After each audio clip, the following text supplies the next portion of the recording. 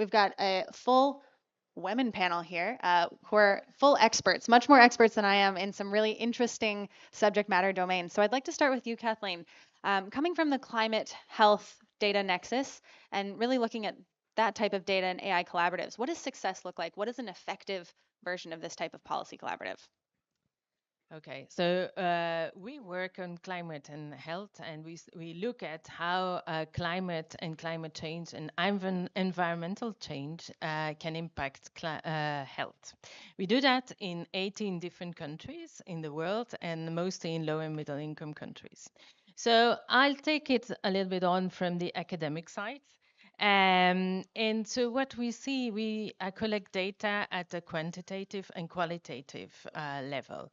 I would like to go back to the person who was sitting here and who was saying that data is the real important issue, because if you have wrong data and you put it in a good model, you get wrong answers anyway.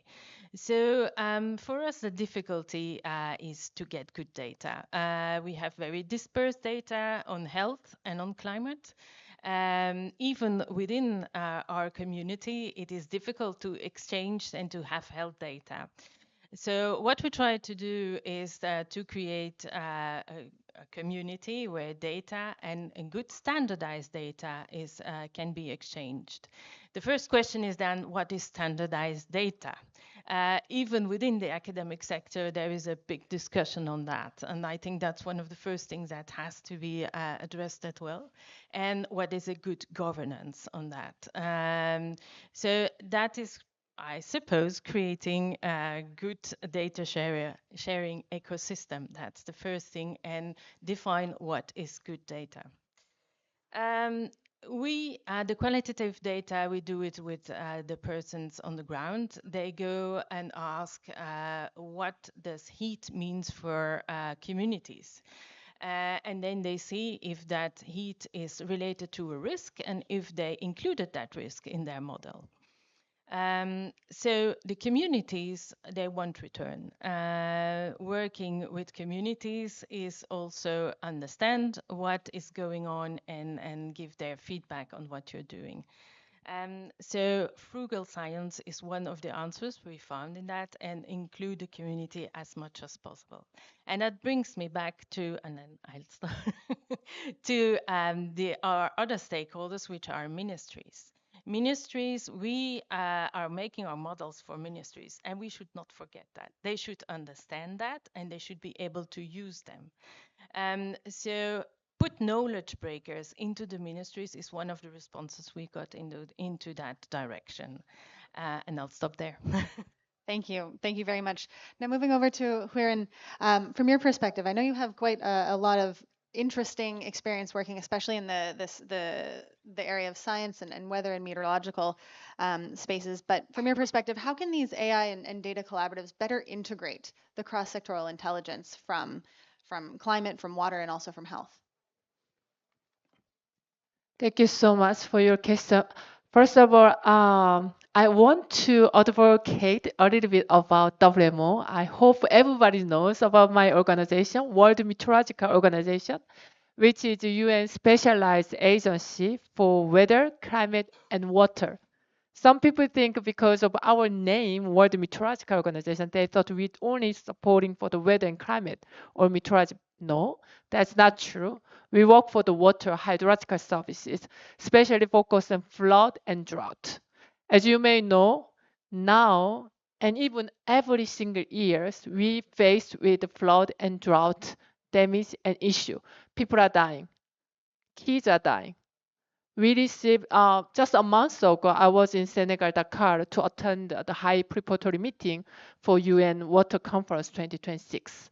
I heard messages from Africa colleagues, and especially kids are dying because they didn't get the information, accurate information in advance. There was no such information, tailored information to community and to the people, last mile approach. Even though the high technique like AI is emerging, that we see that here that we're talking about AI whole this week, but it doesn't sometimes go to the people. That's the critical point. And WMO, our organization, work for that. So as Gaurav mentioned about standardization and also interoperability, open for everyone. That's very critical. Some technology only having dominated by certain countries or certain developed companies. It should be shared with everyone. We are saving people's lives, and that is very critical that what we work. And in WMO, we have a pilot study already working in the 4 countries that how AI can improve flood forecasting result.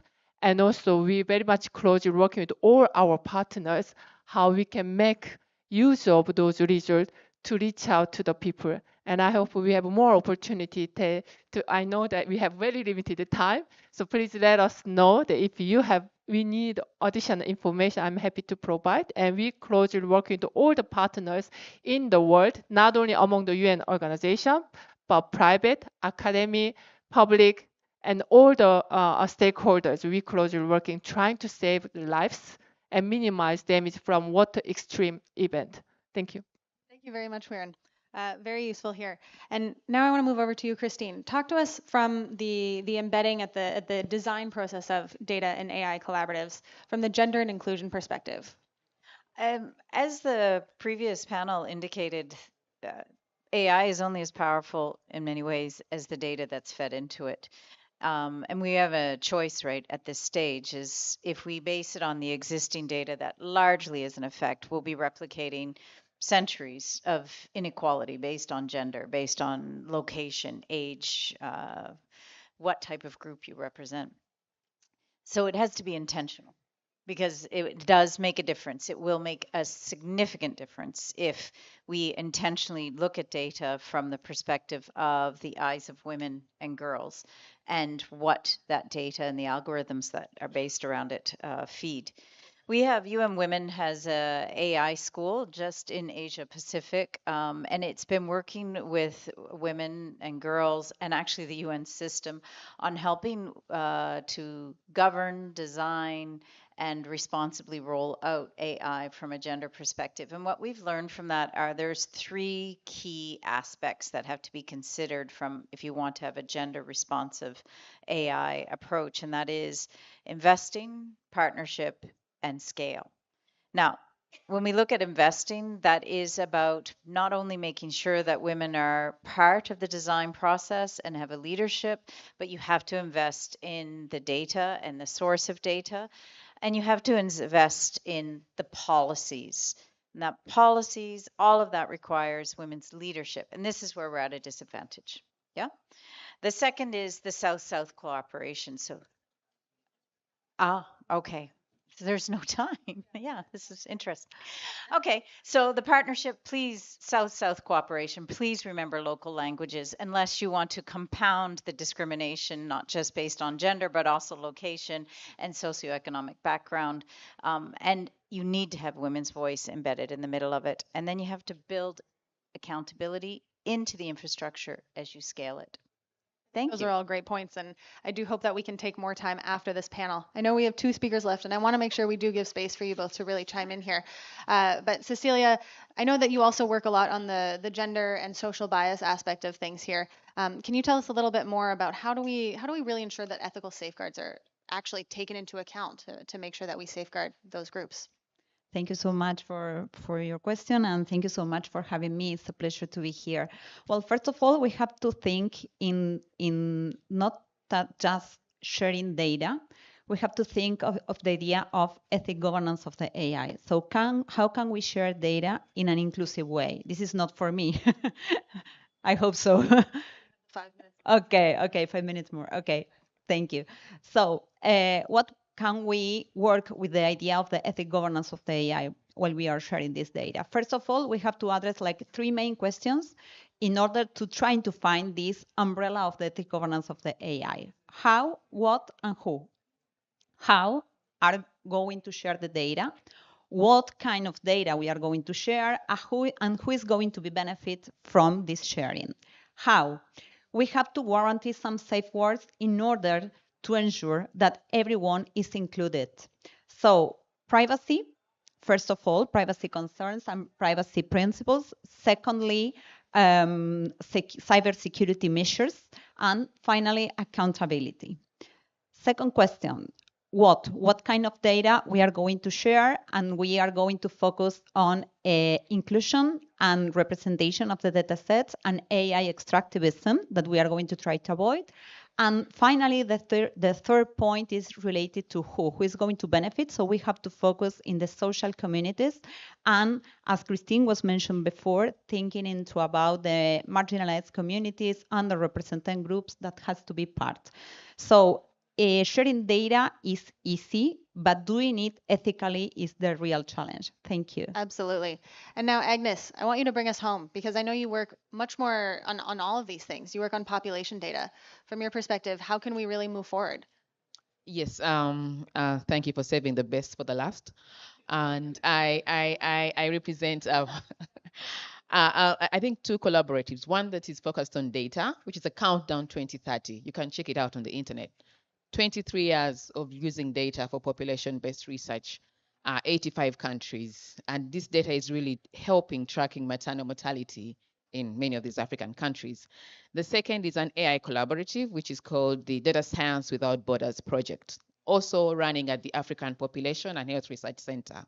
What we've learned about 23 years of working in population-based research in Africa, relationship infrastructure is what is important. If you can't build relationships that allow data sharing to work closely, it's going to be impossible to have successful data collaboratives. Second is complementarity. Many times as researchers, AI developers, we come in with our own interests. A researcher wants publication. An AI tool developer wants IP on their tools. The community wants a solution. How do we put all this together to have collaboratives that speak to the last mile, like Kim has said? Last mile impact in all these collaboratives is going to be very important. We've heard about skilling. Definitely, data centers are lacking in Africa.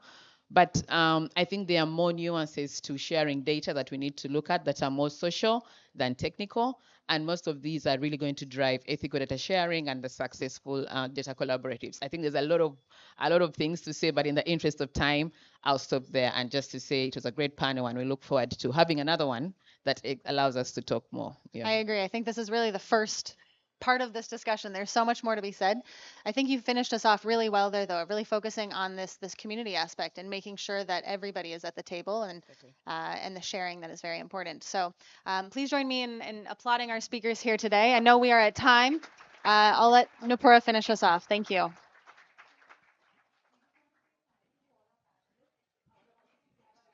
That's beginning soon. So we would connect with all the panelists outside the room. So once again, thank you so much for joining us for this insightful discussion. Thank you.